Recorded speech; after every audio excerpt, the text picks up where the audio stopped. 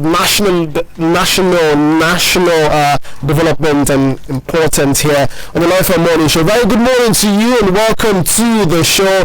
This is Life and 103.9. You are live on the Life and Morning Show. It's Wednesday, the very last day in the month of May 2023. It's the 31st day in the month, and we're glad to have you join the conversation this beautiful morning. Well, I don't know what your May has been like, but hey, it's been a roller coaster. Yeah, it's been a roller coaster this month so far, but maybe there'll be time to talk about that soon. But let's get down to the conversation today on the show. You know what to expect, to bring you the news right now. When we're done with the news, we'll go straight to the newsstands for what the papers are reporting today, and as soon as we're done with that, we'll get to the hot topic for the morning.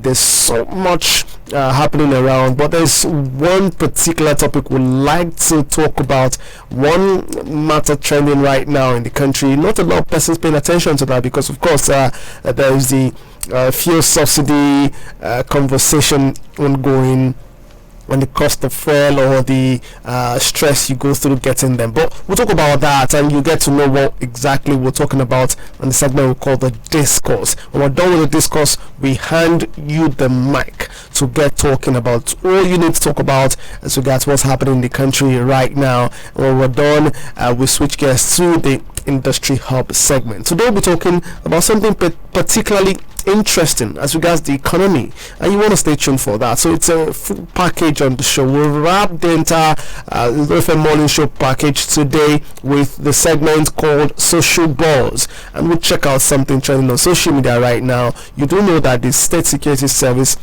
yesterday was they did something yesterday. We'll talk about that. Let me not let the cat out of the bag yet, but we'll get to that in a moment. Let's bring you the news and then we'll get started. Kingsley, Bassey is my name, and I'm Felix, Uzoma. Shall we begin?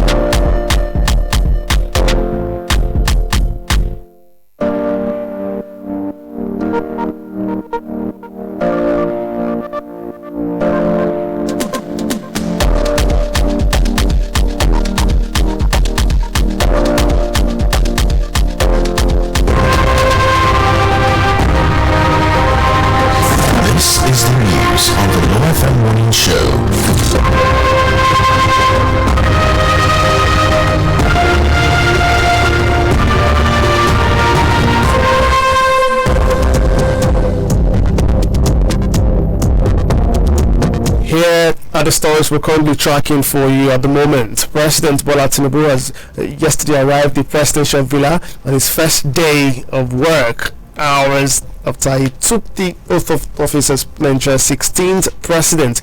Tinubu arrived at the Defense House and was welcomed by the Vice President, Senator Kashim Shettima, the Speaker of the House of Reps, Femi Gbajabiamila, Governor of the Central Bank, Godwin Emefiele. Other officials on board who received the President are the Group Managing Director of the Nigerian National Petroleum Company Limited, Mele Kyari, and the lawmaker representing the Ikeja Federal Constituency in the House of Reps, Honorable James Faleke, amongst others. Arriving in the villa, the President first received a salutation from the quarter guard through the presidential gate. He thereafter exchanged pleasantries with Shettima, Gbajabiamila, and others present.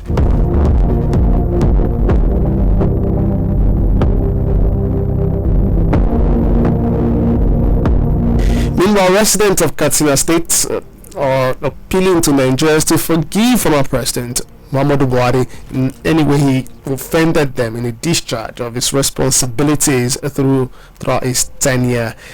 Buhari handed over to Tinubu on Monday after 8 years, and the former Nigerian leader had himself requested for forgiveness from the country. But the recent appeal came yesterday after the Daura Emirate Council, under the leadership of the Emir of Daura, His Royal Highness Umaru, organized a colorful Dubar festival and cultural display to welcome the former president.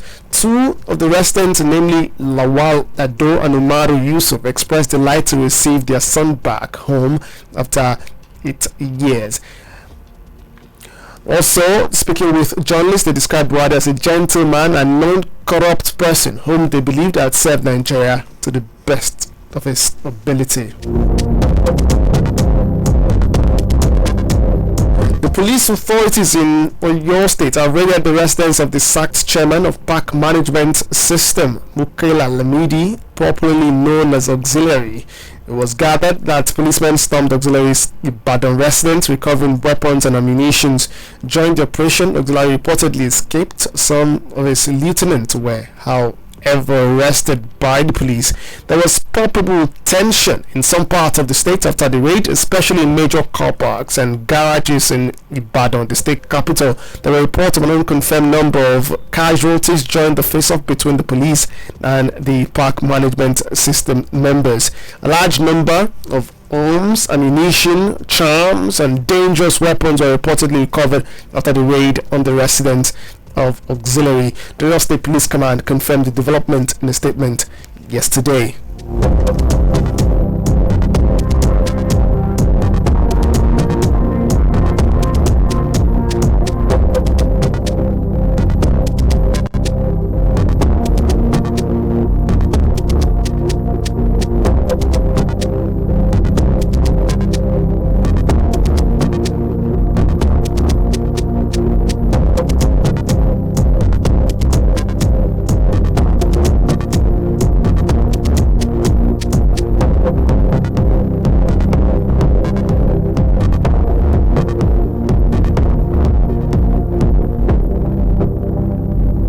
Coming to the foreign scene, the hardline Republican revolt could not prevent legislation to raise the United States debt ceiling from clearing its first procedural hurdle in the House of Representatives yesterday evening. And two parties finally reached a deal after a showdown lasting months and then weeks of painstaking negotiation. It was an uphill battle, but there are more steep hills to climb. Now, two leaders, that's Democratic President Joe Biden and Republican Speaker of the House, Kevin McCarthy, must sell their weekend agreement to their members of Congress. They believe that even with some defections on the left and right, they have the votes to pass a bill before deadline. The Treasury has moved the day the United States would hit its borrowing limits to May 5 in the month of June. That's Monday 5, beg your pardon, in the month of June. For the moment, financial markets appear to have calmed as the prospect receipts of the global economic chaos that would result from the world's biggest economy defaulting on its $31.4 trillion debt.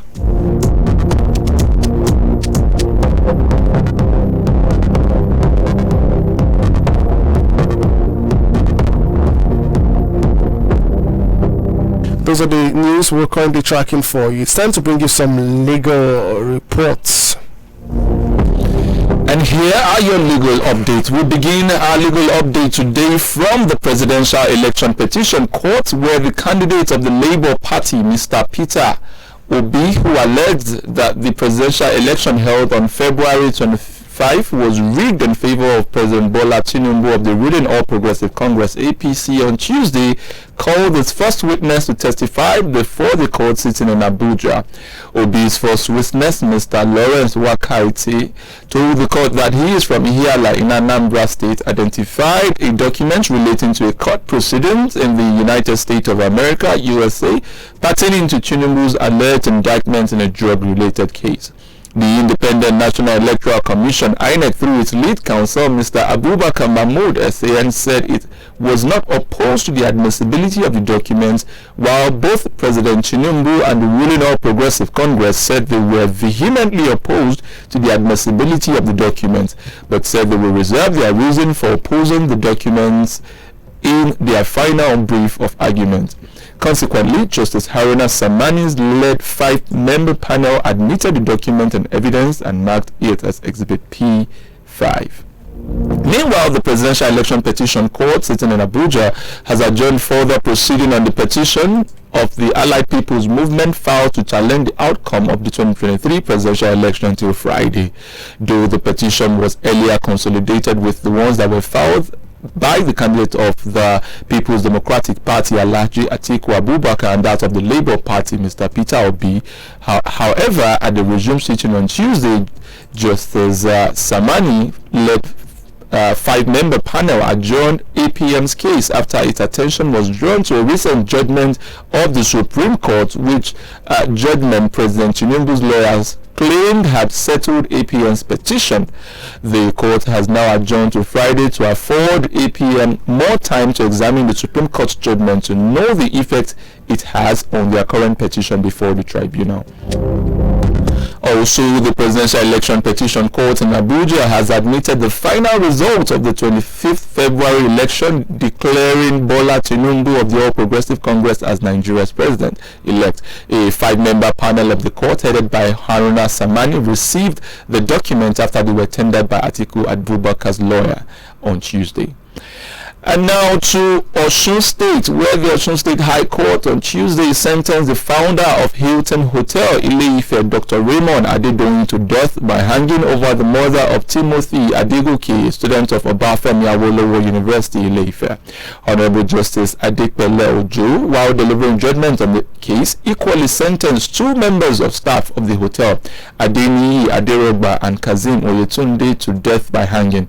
The court, however, discharged and acquitted 3 other members of staff, while the 7th defendant will hear her sentences today, following pleas by both the prosecution and defense counsel. Recall that Adedoyin was charged along with 6 of his workers, Magdalene Chefuna, Adeniyi Aderogba, Oluwole Lawrence, Oyetunde Kazim, Adebayo Kunle, and Adedeji Adeshola as 1st to 7th defendants, and were arraigned on an 18-count charge bordering on murder, conspiracy, oath of secrecy, amongst others. The National Industrial Court on Tuesday has ruled that it was within the right of the federal government to withhold salaries of members of the Academic Staff Union of University who embarked on industrial action, describing the quote, "no work, no pay," end quote rule as perfectly legal. The court, however, held that it is a violation of universities' autonomy for the government to impose the Integrated Payroll and Personal Information System (IPIS) platform on members of ASUU who reserve the right to determine how their salaries should be paid. Recall that the federal government has dragged ASUU before the National Industrial Court over the demand of the union for the payment of their salaries from February 14th to October 7, 2022, when the over 7-month strike was called off. And the Nigerian Bar Association has constituted the 2023 branch election appeals committees. The committee, by section 14 sub 2 sub paragraph M and N of the NBA Constitution, are empowered to entertain and resolve complaints and petitions with regards to branches and section election respectively, and to also give direction and interpretations to guide the conduct of the elections and the qualification or disqualification of candidates to participate in the said election. The NBA president, while constituting the committee, enjoined members of the bar, particularly the aspirants to the various offices, to give the committees maximum cooperation to ensure smooth transition in various branches and sections. And that brings us to the end of legal and judiciary updates. Indeed, those are the stories we're tracking for you on the local front, and indeed the legal updates we've got for you today. Just before we go, let's bring you this breaking news, and that is the fact that representatives of the federal government are expected to meet with the Nigeria Labour Congress today by 2 p.m. over the planned removal of fuel subsidy. The National Labour Congress National President, the Nigerian Labour Congress, National President Joe Ajore, made the disclosure during an interview today on television. For more news stories, do visit the website www.lifemng.com. The rest of the program continues in a moment. Do stay tuned.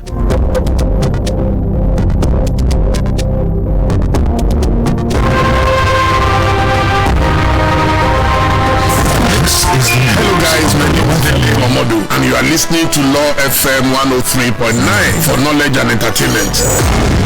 Your only law radio station. Finest babe.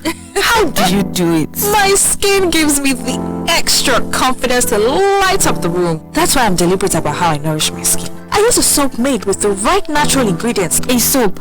Which one? A soap that contains shea butter and aloe vera, turmeric and honey for a glowing skin. Experience the new Joy Black Soap, made with over 7 natural ingredients that moisturize, restore, and repair your skin, giving you the confidence to be who you love to be. Joy, beauty my way. Right here. I'm Oluwadamlola Emmanuel, the General Manager, Lagos State Waterways Authority, and you're listening to Law FM 103.9 for knowledge and entertainment.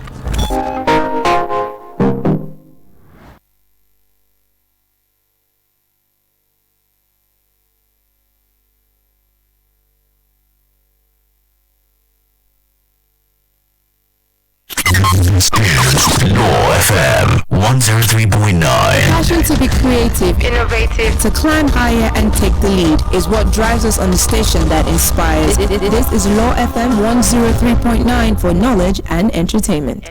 Up next, a dive into the papers on the Law FM Morning Show.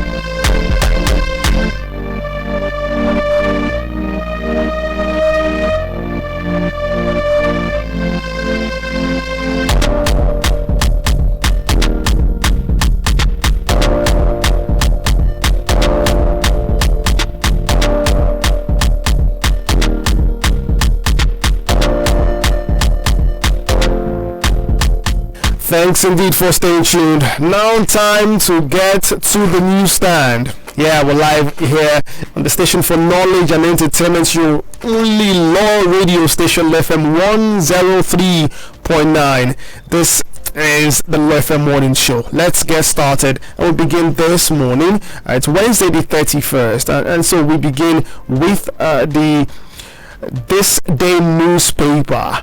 And the boldest headline here says, investors react positively as Tinubu meets Emefiele, Kyari Labour over petrol subsidy. It has multiple riders to read the story, this lead story on the cover page here. Multiple riders, but it's something we definitely look at when we get to analysis. But moving on, President directs State Security Service to vacate Economic and Financial Crimes Commission's office immediately.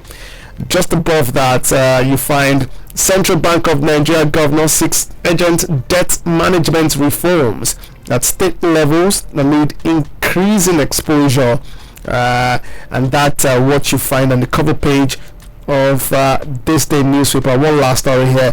10th National Assembly, Northern Alliance alleges undemocratic moves to stop Bitara Yari, and there's a picture here of the Presidential Guard of Honor welcoming Tinubu to his office on his first day as president. That's what the cover page of This Day looks like today. And on the Daily Independent today, the 31st day, last day in the month of May 2023, you have this bold headline: fare hike as fuels queues swell. Product sells above 600 naira per litre. There are riders to that. Tinubu can't unilaterally remove fuel subsidy. That's coming from, who's saying that? Well, you have to pick up the Daily Independent to know. NLC cautions him, asks president not to dare citizens. You also have his on course to make life harder for Nigerians, which who is saying that as well. well, you have to pick up the paper. NNPC laments 2.8 trillion naira initial debt for servicing fuel subsidy. Well, all of these stories, you get that on page 29 of the Daily Independent newspaper.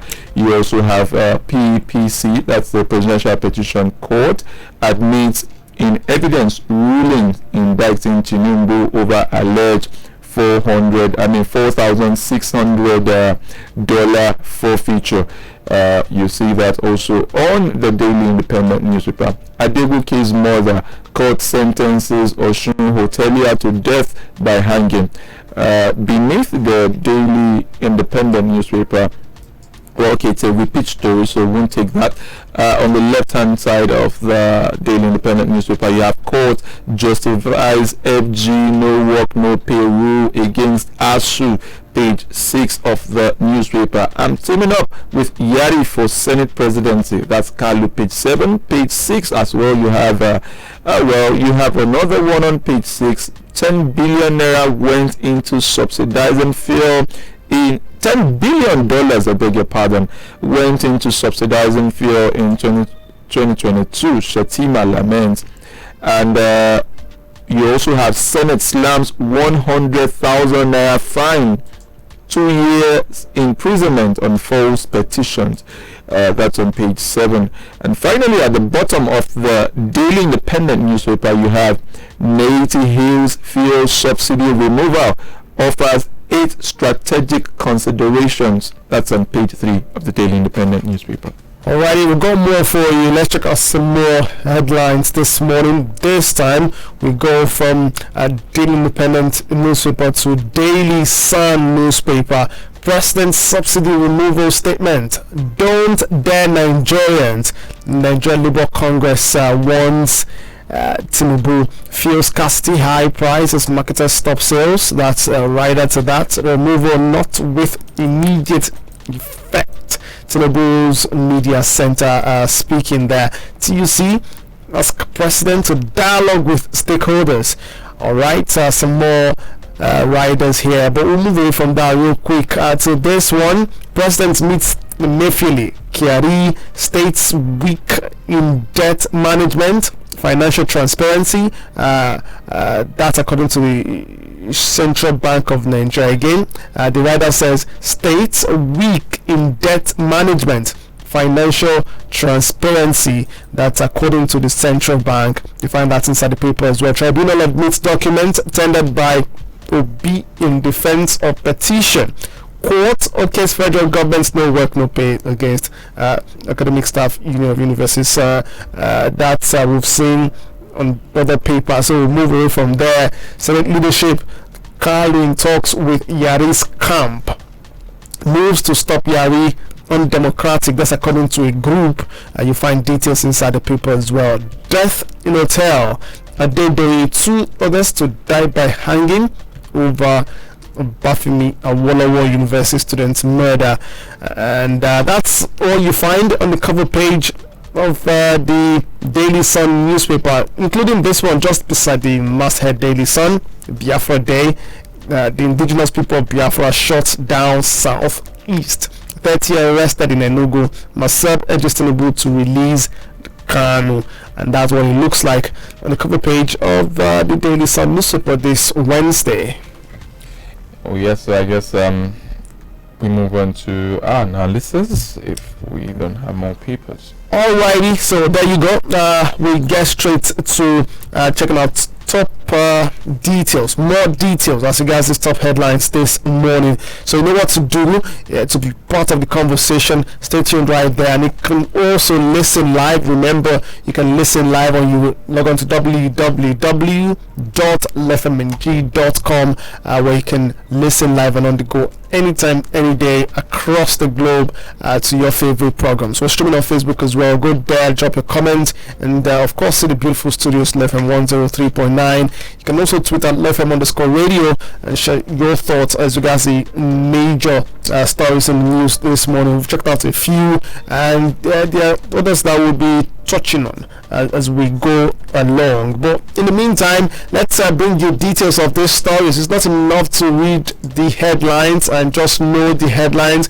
You should know these stories and what they exactly are about, and that's the important factor right there. We did tell you during the news that there's a breaking news, and that's the fact that the federal government or representatives of the federal government are expected to meet with the Nigeria Labour Congress today, and that will happen by 2 p.m. today, over the planned removal of fuel subsidy. All right, and that was made known by the national president of the Nigerian Labour Congress, Joe Ajore.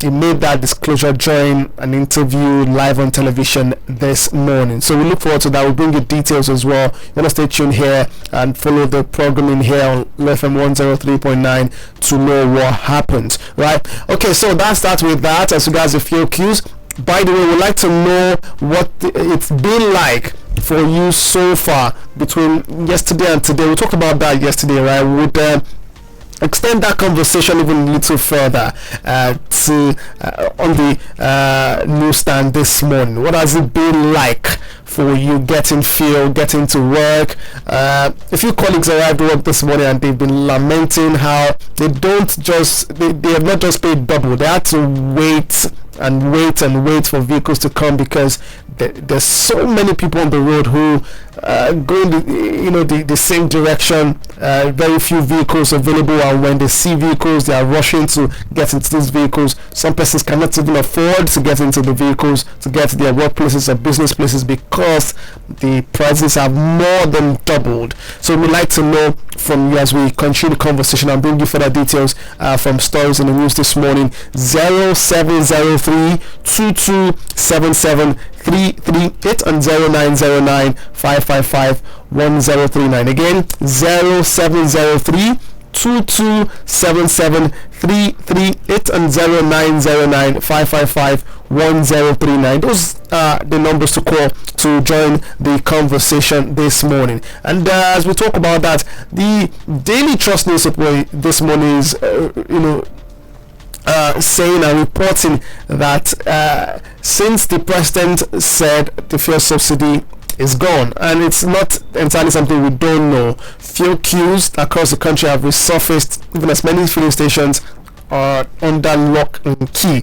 But according to them, which is something new, maybe not, depending on what you know already and what you've experienced so far, they are reporting that the price of petrol per litre has ballooned to over 700 naira in some parts of the country as black marketers take over the market. And I can testify to the fact that black marketers maybe in their element right now. They are the ones, they are the beautiful bride, if you like, because getting to work today, and I know that there is a law, right, or there are rules around this black marketing thing, right? But no one is, no one is checking this. No, and they're operating freely. If you drive past the Lekki Expressway, I don't think you'd find a filling station where they're not standing right in front with kegs, and I'm talking kegs, not just one or two, filled with fuel, calling out to commuters to come get. No one is checking that. Nothing is being done about that, right? And that's a thing on its own. So let's keep the conversation going. What exactly is your experience right now? What exactly is your experience as regards the fuel situation in the country?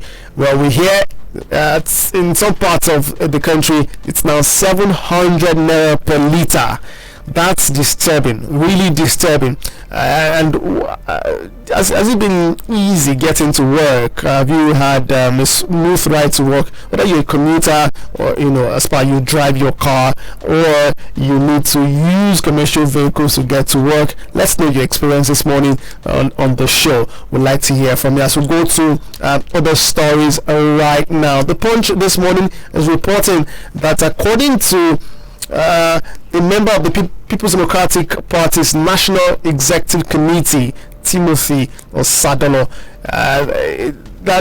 Timothy is saying that the immediate past governor of Rivers State, Nyesom Wike, is no longer a member of the party, given his conduct before, during, and after the 2023 general elections. Osadolo, who gave the hint, according to the Punch, in the telephone conversation with them, that was yesterday, noted that the leadership of the party had decided to isolate Wike and render him inconsequential in the affairs of the PDP.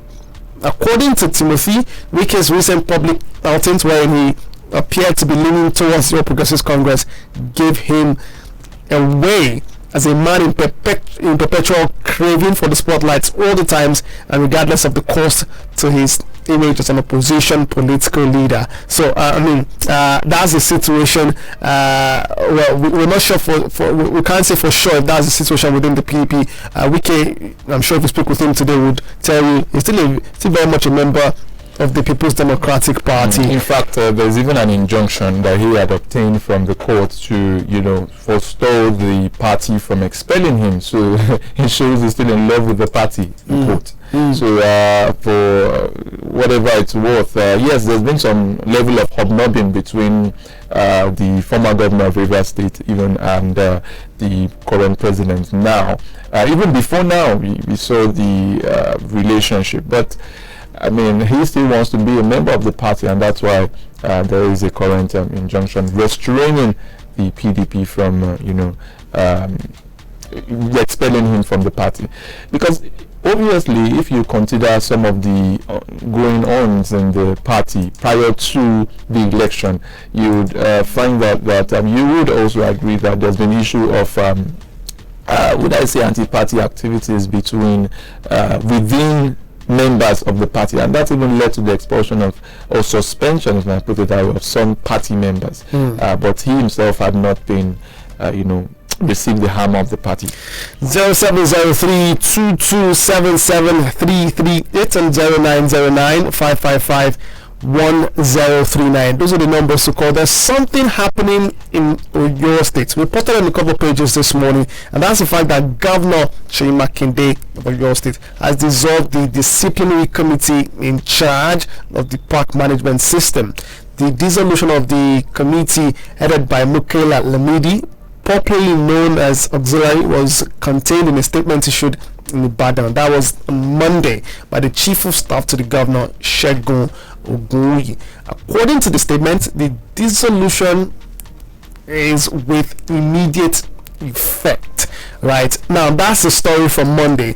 But immediately that was declared, that statement was made public, the Oyo State Police Command yesterday, which was Tuesday, arrested 78 suspected members of the disbanded park management system for allegedly planning to cause civil disorder in Ibadan, the state capital. That's your state capital. Now, the state governor, like we mentioned, had announced the dissolution of the committee headed by someone many regard as very powerful in the state, especially when it comes to transportation in the state. Mukaila Lamidi is his government name, but it's popularly known as Auxiliary.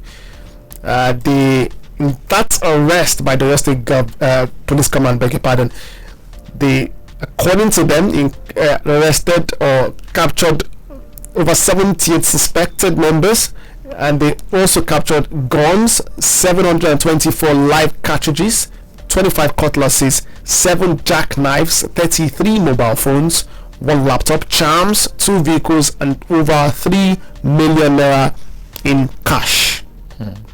3 million naira in cash. And the State Commissioner of Police, Adebo Wale Williams, who paraded the suspect at the command's headquarters in Elele, said that they did that on Tuesday in a strategic intelligence coordinated raid around Auxiliary's location at Diamond Hotel, like mentioned, as earlier mentioned, 70 suspected hoodlums who had perfected plans to unleash them at the early hours of Tuesday. A major part of the metropolis were arrested in possession of sophisticated firearms. And that's that as regards that story. Alrighty, it's time for us to go on a short break. When we get back, we'll be taking your calls and contributions some more. Finest babe. How do you do it? My skin gives me the extra confidence to light up the room. That's why I'm deliberate about how I nourish my skin. I use a soap made with the right natural ingredients. A soap? Which one? A soap that contains shea butter and aloe vera, turmeric and honey for a glowing skin. Experience the new Joy Black Soap, made with over 7 natural ingredients that moisturize, restore, and repair your skin, giving you the confidence to be who you love to be. Joy, beauty my way. Hold on tight. I'm Olufemi Pedro. I'm Omoyele Showore. My name is Honorable Akim Dixon. This is Honorable Adekunle Akobada. I'm Dele Momodu, and you are listening to Law FM 103.9 for knowledge and entertainment. Your only law radio station.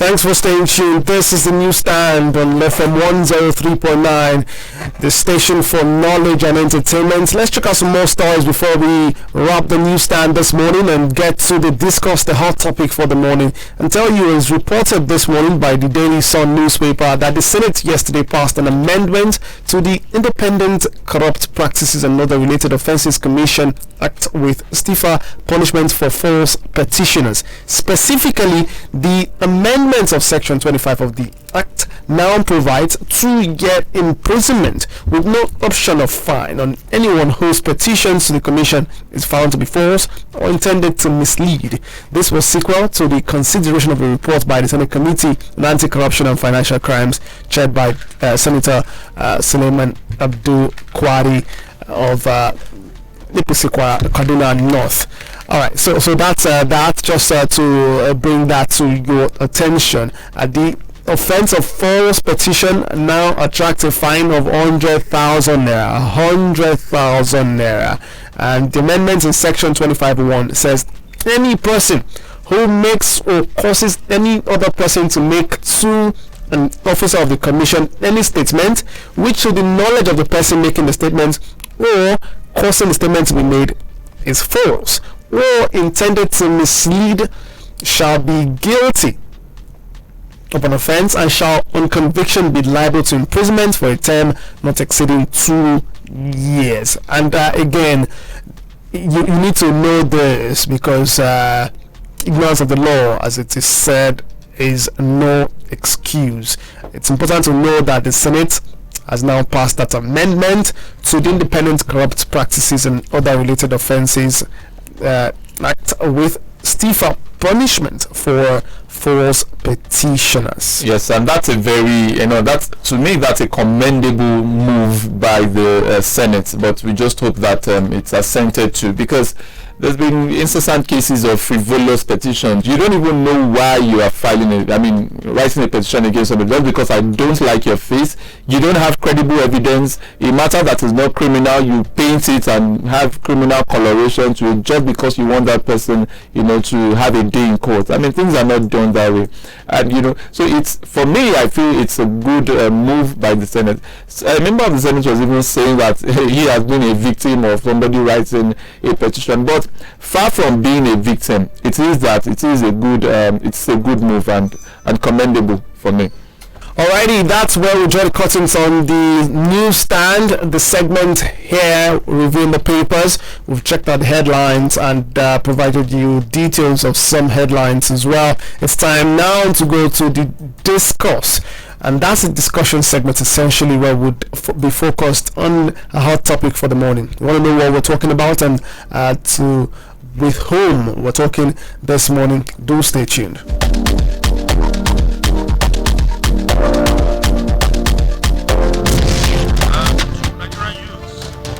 I will implore you, in addition to your course of study, whether you want to migrate, whether ASUU is on strike, acquire one or two skills. Short skills that will always be relevant. Please, you never can know where you need such a skill. I am Engineer Olaomi Gaspar, and you're listening to Law FM 103.9.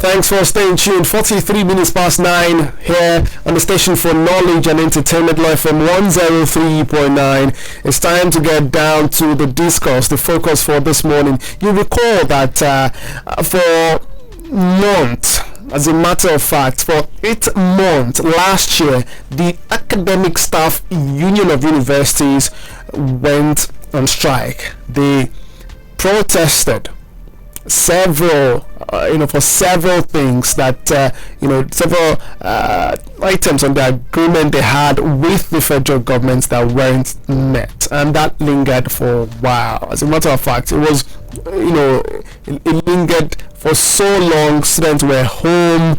It was the subject of debate over and over again across several media platforms until the Minister of Labour, Minister of Labour, took the entire union to court. That's the industrial court, and there's been a ruling, a judgment from the court, and that's the focus today. The National Industrial Court in Abuja yesterday validated the no work no pay policy the Nigerian government implemented against members of the Academic Staff Union of Universities. The president of the court, Benedict Kanyip, affirmed the validity of the policy in his judgment on the suit filed by the federal government. You would again remember it was February 2022 that the Academic Staff Union of Universities embarked on that nationwide strike, which lingered for 8 months, and during that period public universities were shut across the country. The union only called off the strike after the Court of Appeal ordered the union and its members to return to work. And part of ASUU's reasons for embarking on the strike, if you remember, just to put a background for the conversation, included the failure of the federal government of refusing to implement a 2009 agreement on matters bordering on increased funding of universities and increasing lecturers' salaries. The matter got to a head when the union embarked on an initial 4-week strike, and this date you would remember if you follow the news well. 14 February, and they were demanding that the government honor the agreement the government had entered with the union in 2009. Well, on July 19th, the Minister of Education Adamu Adamu took over negotiations, promising to get all striking university workers back to work in the shortest possible time. And while Adamu's persuasion, worked on their unions, it fell flat with the Academic Staff Union of Universities with the no work no pay rule introduced by the government. And so, ASUU extended its strike indefinitely on 29th August. Alright, so and it goes on and on. I'm sure that you remember the story. Just to refresh your minds on that. But let's talk about this judgment from the National Industrial Court, which happened yesterday in Abuja. and what this means indeed for the country. And by the country, I'm very conscious of my choice of words. When lecturers decide to go on strike, it affects the entire country and different spheres of life. Joining the conversation this morning is Jide Ologun, a lawyer, human resource practitioner, member of Chartered Institute of Personnel Management of Nigeria, and a national development advocate. A very good morning to you, Jide Ologun, and thanks for joining the Law FM Morning Show today. Good morning, KSB, and good morning to all our wonderful listeners. Good morning, we're welcome. Pleasure to join you on the program this morning. How are you? We're very well, thank you. Let's begin this way and get your thoughts on this National Industrial Court judgment, which has now validated the federal government's no work, no pay policy against university lecturers. How does this come to you, especially because you're a legal practitioner, you're a lawyer? Let's start from the background.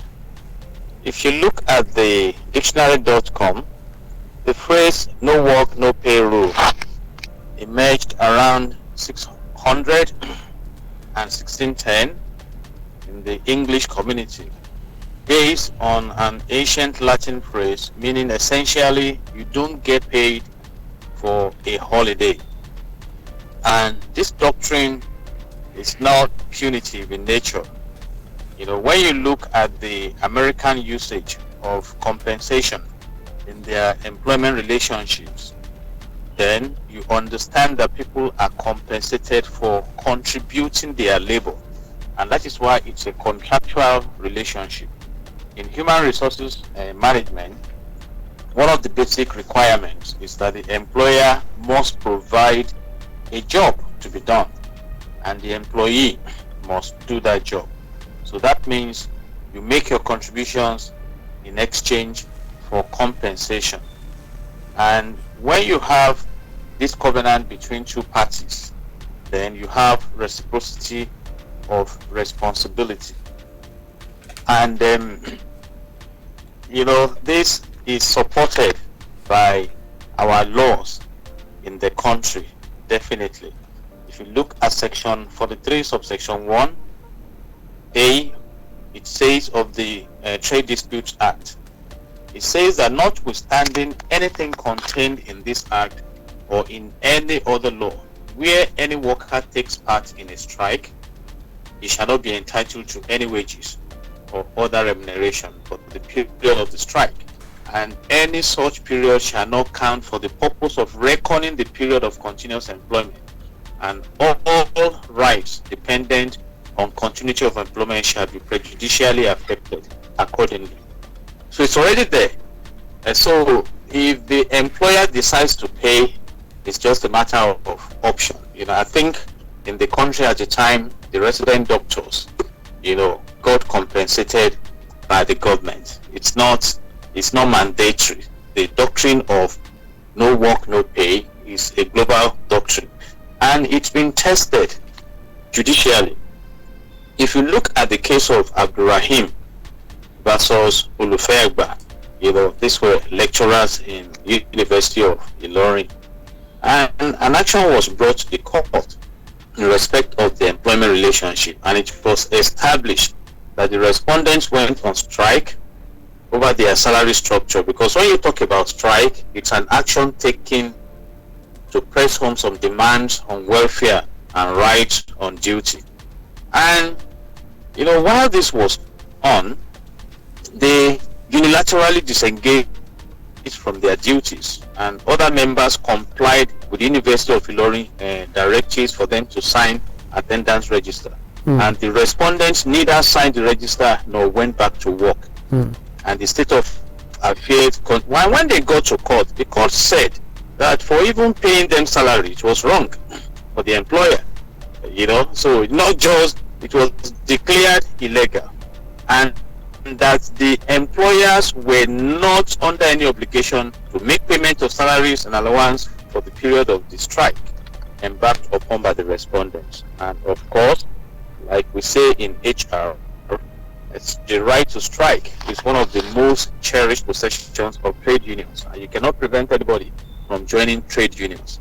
All right, but then it has to be done subject to the laws of the land. Yeah. And it's also instructive for us to know that there were two pressing issues before the National Industrial Court, one of which is the payments template of the university, talking about the university autonomy, and the court granted the fact that the government cannot impose the integrated payroll and personnel information system platform on members of ASUU, because they reserve the right to determine how their salaries should be paid. So, like we say in football, for instance, this is a 1-1 draw. And there is the opportunity of going on appeal. But I saw this coming. Yeah. Let's even, interpret that further, because for lots of Nigerians, at least from some of the commentaries I've read and I've heard people say as regards these judgments, first is the confusion as to what this means going forward for workers, federal government workers, whether they are lecturers or they are just workers under the Nigerian Labour Congress or trade unions across the country. Does this mean that, especially with this ruling, they cannot embark on strikes? Because with this ruling, it means, you go on strike, you don't get paid. So how would they protest against the federal government's refusal or inability to meet agreements signed in previous times, and or even in cases where the salaries have not been paid or they have welfare issues? How do they address their concerns if they choose to do so by going on strike? In human resources, we talk about collective bargaining, and of course we talk about dispute resolutions, and there are several ways that you can approach dispute resolution. And I say this, before we embark on some actions, we need to consider the state of the laws that bind such actions. And sometimes not enforcing the laws does not mean that the laws are not effective.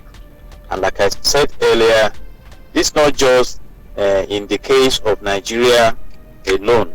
Like I said, this is a global concept, and it is instructive that going forward you find ways of not playing to the gallery.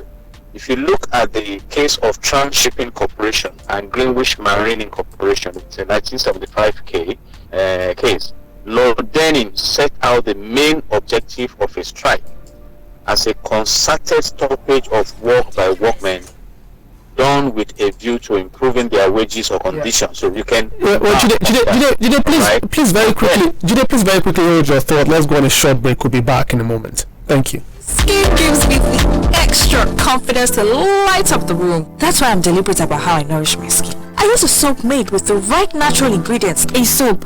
Which one? A soap that contains shea butter and aloe vera, turmeric and honey for a glowing skin. Experience the new Joy Black Soap, made with over 7 natural ingredients that moisturize, restore and repair your skin, giving you the confidence to be who you love to be. Joy, beauty my way. When you listen to this station, you learn about your rights. You discover the law in ways you never imagined. You know why? Because we broadcast in your interest. It's a problem that we are all experiencing in the country. Different parts of the country, the same thing is happening. So what do we call on to? Who do we hold responsible? We impact knowledge. If the grid is unable to shed the load that it ought to, it could also result in the collapse of the national grid. Call it what you may, but we are here to stay. The law was never biased, so why should it be now? To every individual, we are Law FM 103.9. There are no internal electricity boards. Thanks indeed for staying tuned. Yes, this is FM 103.9, the station for knowledge and entertainment. I was speaking with Jide Ologun. Jide Ologun is a seasoned human resource professional, also a lawyer, and a member of the Chartered Institute of Personnel Management of Nigeria. He's also a national development advocate, and he's talking to us about this judgment yesterday from the National Industrial Court, validating the no work, no pay policy by the federal government against the Academic Staff Union of Universities. Apologies about breaking your thoughts and going to the for that commercial, but let's continue the conversation. You were just making an example of what a strike action should be.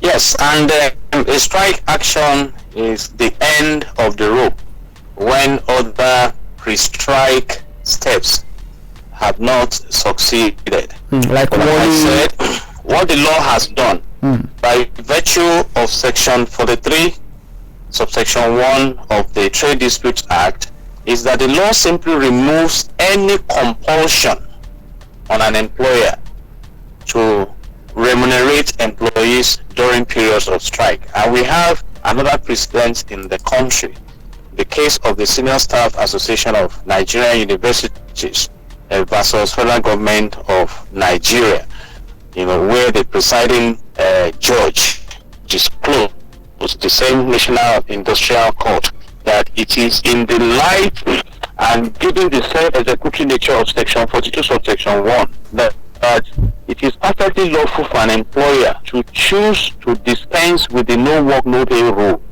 So that rule is there. You may choose to ignore it depending on your discretion.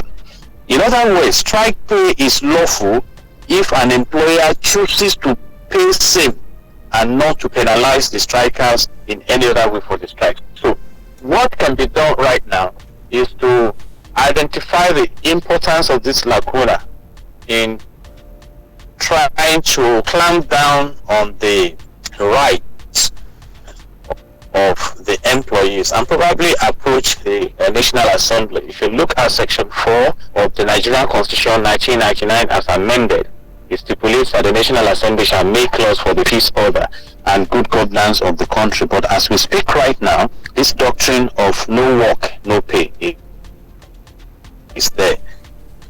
And what some employees have tried to do, trying to mirror pay work, but there is a specific law that guarantees that. And it can also be argued that the Section 43 subsection 1, I quote, although one party certain rights, this is to education harmony as well as economic stability in the long run. The main aim of the law is to prevent unnecessary and very grievous disruption in the industrial relations community. So the law is there for now, and until that law is amended or thrown away, it's operational. But like I said earlier, as operational as it may be, it's also discretional. And the federal government decided to go to court. And again, we have what we call the checks and balances, separations of powers right now. They went to court and the court has decided. And that is the role. The National Industrial Court was created purposely for employment and industrial matters in the country. And of course, I must say this, Justice Kingsley is someone I have a great respect for. I recall that we resumed in that court at the time he started sitting around 9:30 a.m. and this honorable justice did not rise until about 6 p.m. I mean, it was amazing. And he will always tell you, if you are not driving your case very well, that you will seek an adjournment or you go to the library and study. That I'm here to conclude cases and not to waste time. So don't come to my court to waste my time. So, and he is well respected and versatile in human resources management. So as we speak now, Mr. Kingsley, and all our wonderful listeners, that is the position of the law. But like I said earlier, that law is subject to amendment. And if you look at the general position of this picture, the position is that a worker must be paid for his wages in the manner agreed, and you can make reference to Article 3, Convention 95 of the Protection of Wages Convention of 1949, that which we have also ratified, because the National Industrial Court also have gone beyond the laws of our land to adopt the best practice procedures across the globe. So it's not limited to local considerations, because we have the prescriptions of the International Labour Organization also. So that is where we are now. Employees are entitled to be compensated for the contributions they have made in exchange under that contract of employment. All right. As well as the employer is entitled to the services. All right, Mr. Jide, I have listened to your analysis, and I agree with the fact that workers, if you don't do your job, he that does not work. I mean, it's even a principle in the Holy Book that he that does not work should not eat.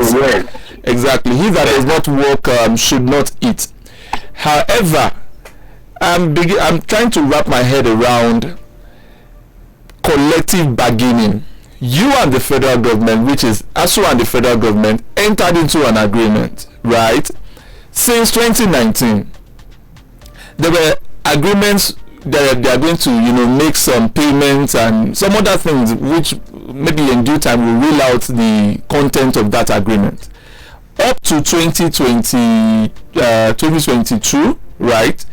The content of the agreement has not been fulfilled in total. ASUU went on a warning strike. ASUU did not just embark on the strike out of the blues, giving the federal government sufficient time to, heed to that agreement. After the warning strike, nothing was done. ASUU now embarked on this strike. Are you saying that was not the procedure? Because for trade disputes, before a trade dispute is, you call a trade dispute, you must have followed the procedure. You must have gone for a warning strike before you must have even first written to your employer without, I think that specific time, I think 7 days or 14 days, then you go on a warning strike before you now go for a full-blown strike or an indefinite strike. Are you saying ASUU did not follow this procedure before embarking on that strike? And secondly, if ASUU did not follow, what is the procedure? What should have been done before a strike, the employee union or union can embark on a legitimate strike? Fantastic concerns there, and I quite appreciate it. But you see, these are the ways of the law. Let me take us to the tenancy relationship environment. Okay, a tenant comes, rents your house, you enter into an agreement that he should vacate out on the expiration of that tenant. And the tenancy expires, he refuses to vacate, he refuses to pay you. You cannot go and throw his things out. They are laid down. You need to go to court. It's only if he decides to proceed and get out of your property, patiently, or a court so decrees. And that's what we are saying. This is the position of the law. It's painful. And you spoke about procedures. There's what we call grievance procedures. And when it comes to interpreting it, you can never fully interpret the laws. And the federal government is saying that, okay, there are great areas we are trying to resolve. What I would have expected, and learning from this, the federal government went to the court, to the judiciary. That, okay, help us to interpret Section 43 of the Trade Dispute Act. And you see, ASUU was also in court. So ASUU got the part that, okay, the federal government cannot compel them to adopt a pay system. So ASUU also could have gone to court to ask for an order that the federal government should implement the agreement they have between each other. So it matters what you've gone to the court to do. So, and that is why I appreciate the question you have asked.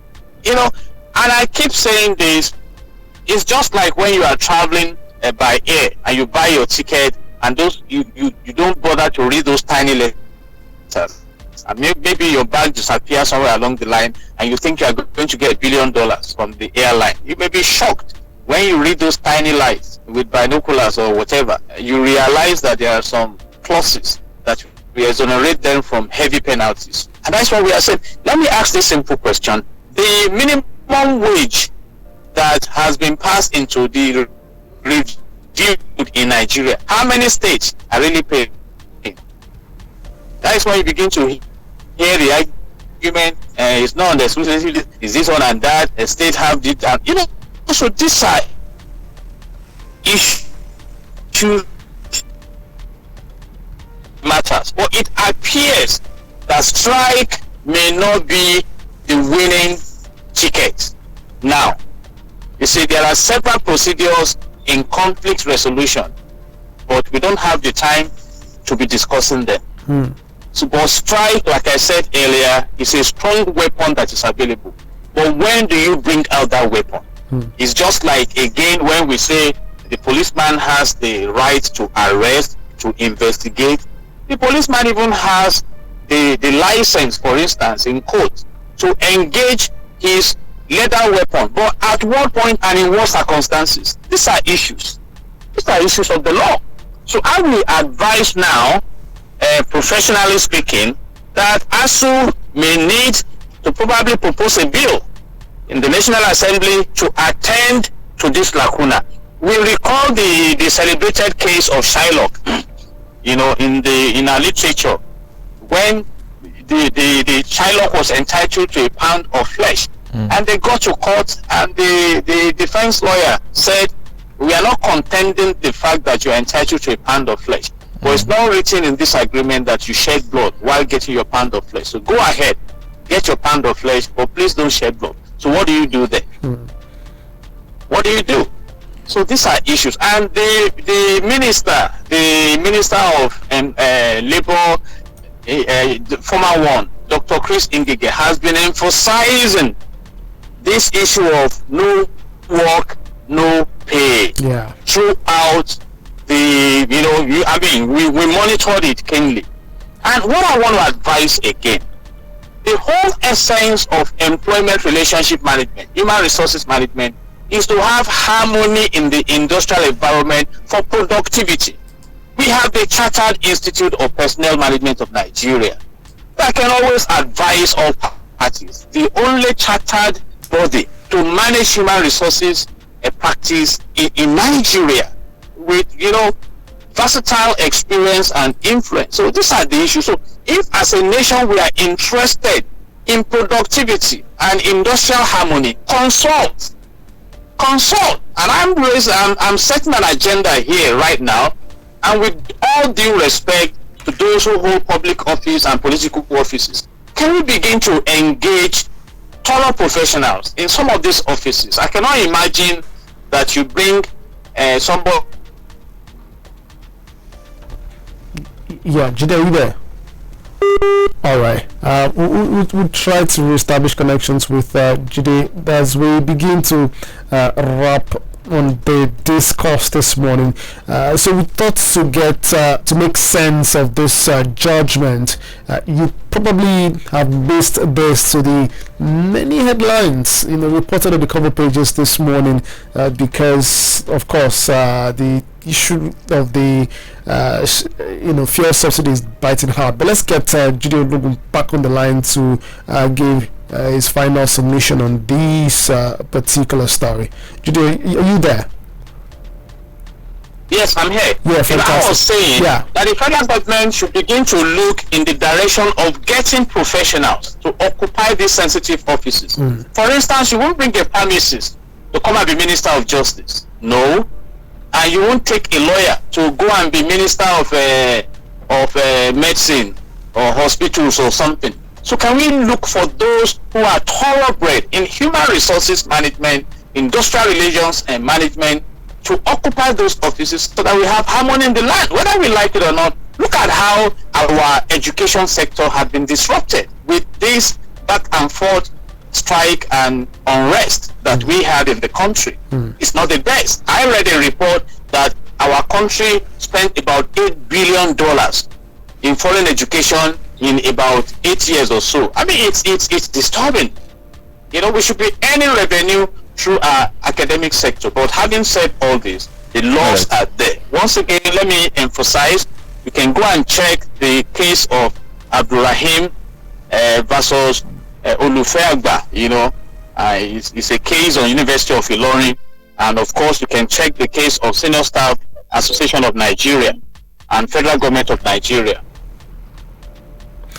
All right. Just before we close this session, let's very quickly mention that it is time to take the mic. So we've been discussing the validation by the National Industrial Court of the no work, no pay policy by the federal government, especially against the Academic Staff Union of University, and that happened yesterday. That ruling happened yesterday at the National Industrial Court. Would you like to talk about this? The time to do so is right now, or you want to talk about some of the headlines we've checked out on the newsstand? The time to do so is right now. Grab the mic. The mic is yours at the moment. Do so between now and 10:25. Beg your pardon, 10:25. You have the time to get talking about this real quick. Okay, so let's begin with this call. What you make of this and a lot more in the news this morning. Hello there. Good morning. Good morning, Uncle Kingsley. Hi. Good morning to you. Yeah, this is Emmanuel. You're welcome. I've been listening to our guest this morning. He has been so focused on the legal part. Sometimes it's not about going to the court and winning the case. It's all about the consequences, what happens thereafter. I am not going to disagree with him in anything I say, but what is the consequence of this judgment? He also told us that we spend about $8 billion or naira in foreign education. So if these people get this idea that they are not being treated, don't you think that they might leave the country or do something of such nature? So in this country, we must go to court before we can even do any legal things. We must take government to court before they do what they are supposed to do. It's not about the legal part of it, but the consequences of this kind of judgment. We are already having working classes giving a man. So what happened after this judgment? That is my focus. What happened? What is the consequence of this judgment? Yeah. Thank you so much for that. And that, Jide Ologun, was my question, my initial question, which is what happens going forward from here? And I think Felix also mentioned the fact that what would workers under the federal government now do going forward to actualize their demands if they've exhausted some of these major steps that they need to take. Hello, good morning. Good morning. Good morning to you. Good morning, Counsel. Good morning, welcome. Yes, sir. I'm the guest in the house. Yeah, good morning. Joe. What's your name? Yeah, my name is Joe. Joe, welcome. Yeah. Okay, I want to react on one the guest in the house, because it is simple question that you ask me. The man was saying that they should not they should not go on strike. Okay, what needs to be going on strike? If because of the salary, it says no work, no pay. Hello, can you hear me? Your life. Yeah, it says no work, no pay. Then what about the work that they have done before? Because it's something that led them to the strike. The government repeated that how many times with the government repeated to have dialogue with them, refused to do their own plan. They don't have any other option than to go to strike. And now we say that they should not go to strike, they should be working. Let's take them to that strike. The man just the answer, he was just moving around, he was tweeting the answer. Go to strike so that the government will answer, because it's the only way to protest. meaning is that the government should answer you. And even if it is another country, like all these foreign countries, where we have answered them. For Nigeria, they will just settle it. So the man should answer. It should be straightforward.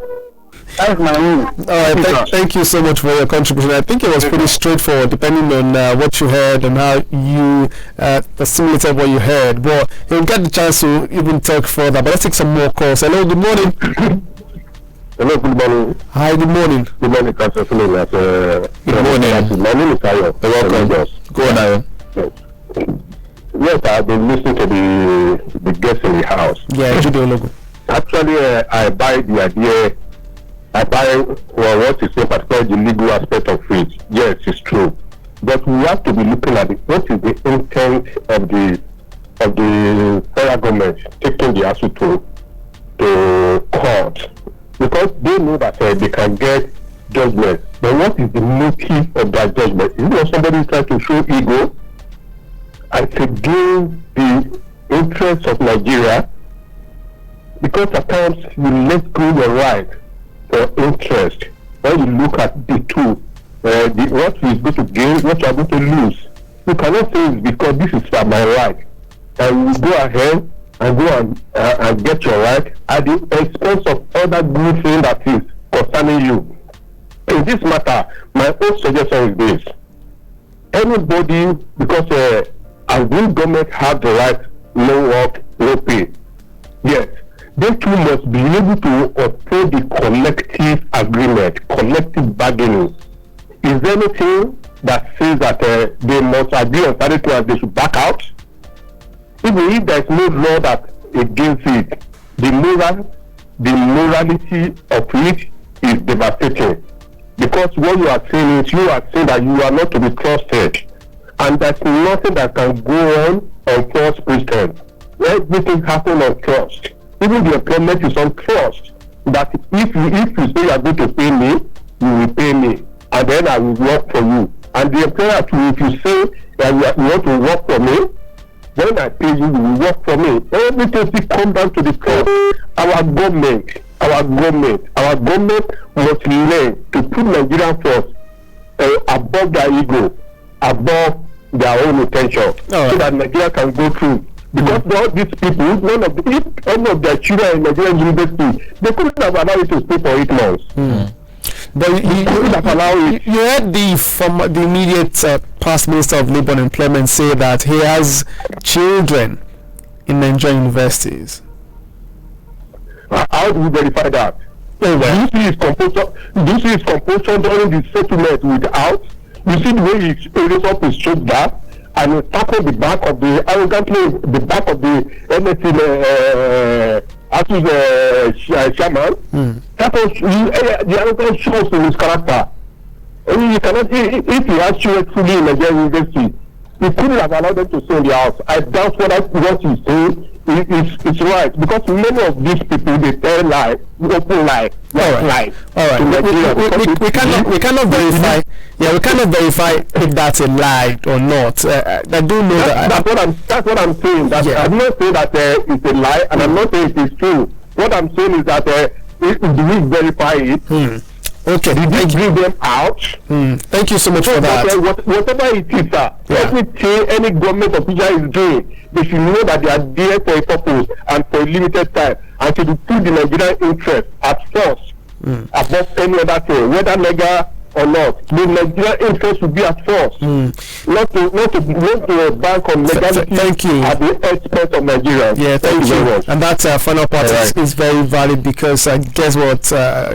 Dr. Chris Ngige, or is it Senator Chris Ngige, since ceased to be the Minister of Labour and Employment. I was waiting for the next Minister of Labour, beg your pardon, and Employment, and see what the person will do in that regard. But let's keep the calls coming in. 0703 2277-338 and 0909-555-1039. Those are the numbers to call to join the conversation. Let's know what you think of this particular matter, this judgment validating the no work no pay policy of the federal government. And this one is from the National Industrial Court, and this is particularly against the academic staff union of universities, maybe to stop them, from embarking on such strike. There are those who, Jide Ologun, if you're still there, please confirm you can hear the conversation. Yes, I can hear you. Fantastic. I can hear you. Fantastic. Nice. And some of the callers have shared their concerns. You want to very quickly respond to that? Yes, I'm also concerned about it, but we know that in Nigeria, the government will rather choose what keeps them safe from complying with promises. Jide, please. Jide, so sorry. Please hold your thought. Let's take this call and so we can take your thoughts reacting to that together. Hello, good morning. Hey, good morning. Good morning to you. Counsel, good morning. Good morning. Good morning, Dan. Good morning. If the government to implement such policies, government needs to do the needful. By putting in place working machinery, looking up their demand. This is because they are not meeting their demand. That's why the important strike is there and whatever. Let's work no pay. With them, meet up the working conditions as stipulated by law. Then whoever done the clause will not have it to access to blame.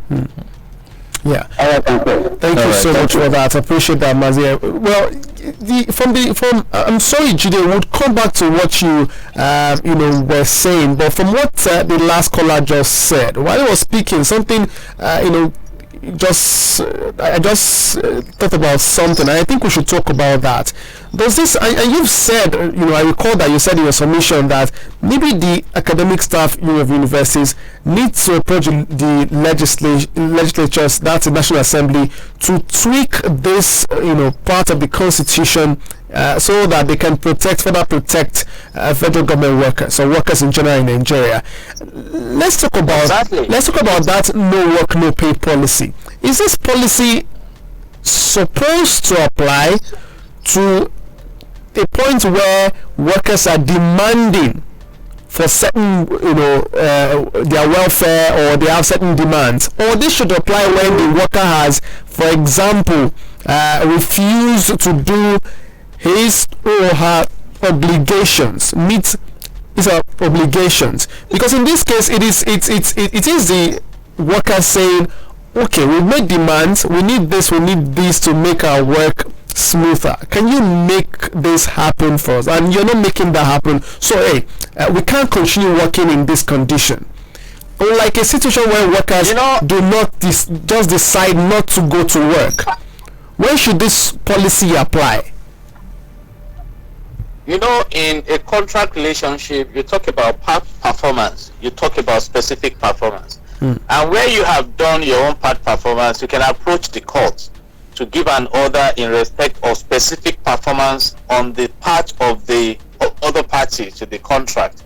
And that is why I advise the ASUU can go to court and ask the court to compel the federal government to deliver on their promises. You know what I mean?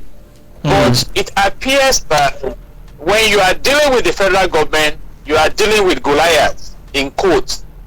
You see, so ASUU needs to sit back, re-strategize, and know how to win, because you find different kinds of argument going up and down, particularly when you are dealing with the government.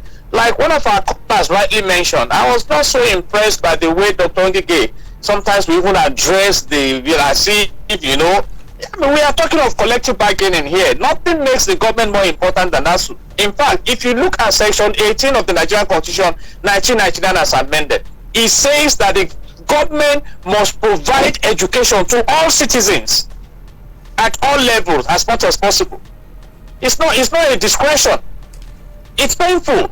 Some of us have been asking, what about if there's a legislation that says, as a political office holder, as a public officer in this country, your children cannot go to school abroad? Is this how we're going to treat? But it's not about my shouting, my brother. It's about the provisions of the law. And what the parties went to court to do was for the court to interpret the laws. So what would Justice Kanyib have done?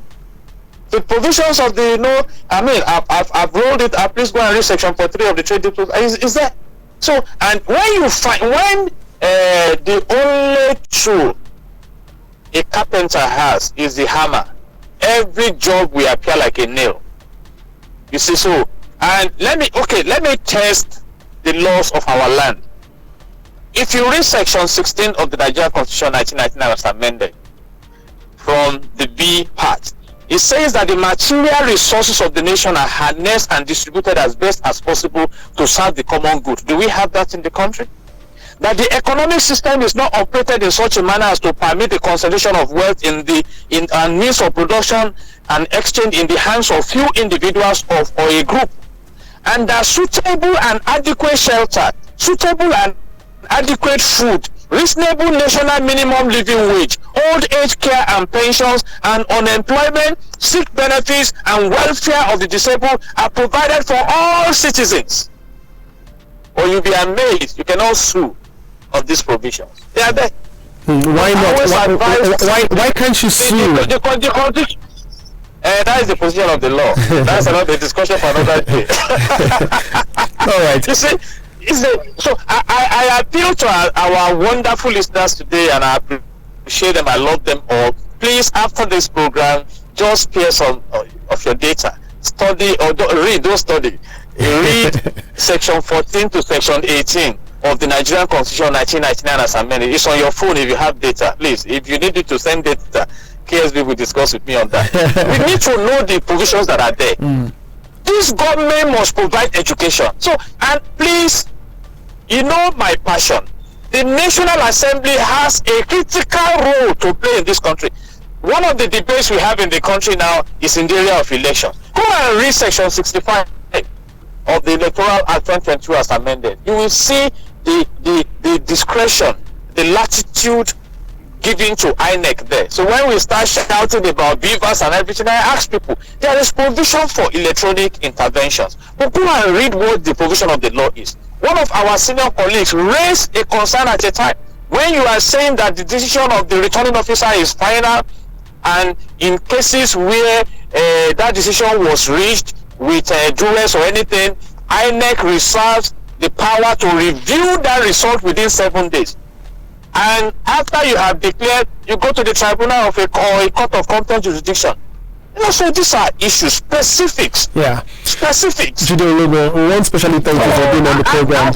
ASUU should just sit back. Like I said, the National Industrial Court is the starting point. The Court of Appeal is there. You can go all the way to the Supreme Court. You see? All right. And you check precedent. The position of the law today is that the no work, no pay doctrine is a global doctrine. All right. It's more or less discretional. Well, we need to close the session now, move to the next segment. Jide Ologun is a lawyer, a human resource practitioner, member of Chartered Institute of Personnel Management of Nigeria, and the National Development Advocate as well. Special thanks, Jide Ologun, for being on the program today. Thank you very much for the super knowledge and entertainment. Appreciate Law Radio. Appreciate all our wonderful listeners. God bless Nigeria. There you go. Thank you so much. Have a fantastic Thursday. Wednesday, beg your pardon. All right, looking forward to Thursday the 1st already. Okay, yeah, there you have it. That's the discourse this morning. Well, there'll be time for further conversations as regards this, hopefully in coming days, God willing. But in the meantime, we'll close there and go straight to Industry Hub. Let's talk about patronizing Nigerian brands. 2 states have set the standard, if you like, for during the inauguration. All right, that will be the next conversation here on the Law FM Morning Show. I want to stay tuned to be part of that as well. This is Law FM 103.9. The passion to be creative, innovative, to climb higher and take the lead is what drives us on the station that inspires. This is Law FM 103.9 for knowledge and entertainment. They are the leaders of the country today. Tomorrow has come. Law is meant to be understood by everyone in society, irrespective of age or status. No bias. It should be clear and precise. Law FM 103.9 gives you the best content, and they are here for you. My name is Khadija Okunulamidi, and I urge you to keep listening to Law FM 103.9.